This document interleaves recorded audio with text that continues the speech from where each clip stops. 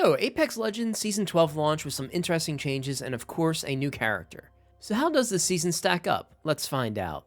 So, with every new season, Respawn brings a host of new updates and changes to some weapons and the loot pool, map changes, and, of course, a new character by the name of Mad Maggie.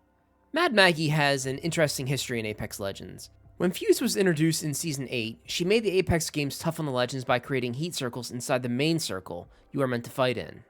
This was a rather annoying limited time mode, and it didn't leave a very good taste in my mouth for the character. Fast forward to her reveal trailers, and I like her much more. While her abilities don't really appeal to me personally, I think her kit can be helpful in many situations. Her drill ability can get an enemy team to move from cover and even penetrate Gibraltar's shield. This is actually really nice, as the shield was very hard to counter for other teams. However, I am skeptical of her being used in high rank play due to the current meta of Gibraltar, Caustic, and Valkyrie. There is a new limited time mode called Control, in which you play in a team of 9 and try to hold control zone for points. This mode actually received a lot of positive feedback from some players, however, I was not a big fan. After playing a similar mode in Halo Infinite, I found Apex's version to be a bit hectic. Using the character abilities are nice during this mode, however there is too much going on to allow for any real strategy, as you can only communicate with your squad. While there isn't a new map this season, there are updates to Olympus thanks to Octane's father.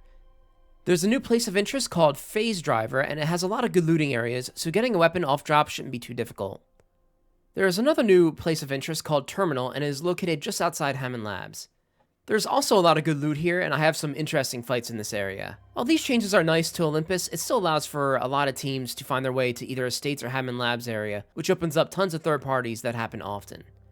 However, Respawn has removed redeploy balloons to prevent so many third parties from happening.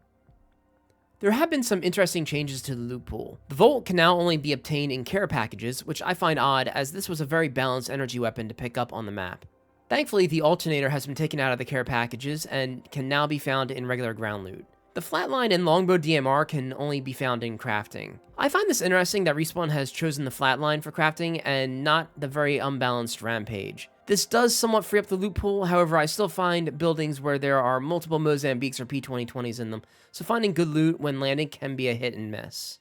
One interesting thing Respawn is adding to the game are reactive skins. Currently there is an event happening for the anniversary of Apex Legends. Basically, if you obtain all the items in this event, you can unlock Bloodhound's Prestige skin. This is similar to how you would obtain a new heirloom in an event. You can either buy your way through or hope you have enough legendary shards to craft everything in the event. Bloodhound's reactive skin will change as you obtain more damage with the character. Once you hit 30,000 damage, you will get to tier 2 of the skin, and then hit 100,000 damage and you get to the final tier 3. You also get a neat finisher in which Bloodhound will use his laser gun on his shoulder to finish off the player. It looks really sick. However, once this event is over, it will be placed into the new Mythics section of the store. The Mythics section of the store is just the heirloom store renamed, and to obtain the new skin after the event, you will need the incredibly rare heirloom shards. The Battle Pass this season is similar to last season. At level 25, you get a sweet skin for Seer, and at level 50, you get a legendary skin for Loba. The next legendary skins you earn are a reactive skin for the Hemlock, which looks pretty neat. I do think Respawn does a nice job with their reactive skins for the weapons. There is still no word on when cross progression will come to Apex Legends. However, Respawn has said that a next-gen version is coming very shortly and with new features. Beyond that, we do not know what these new features are or when the release date is. Whenever the next-gen version releases, we will do a hands-on with all the additions like better frame rate and anything else Respawn adds to the game.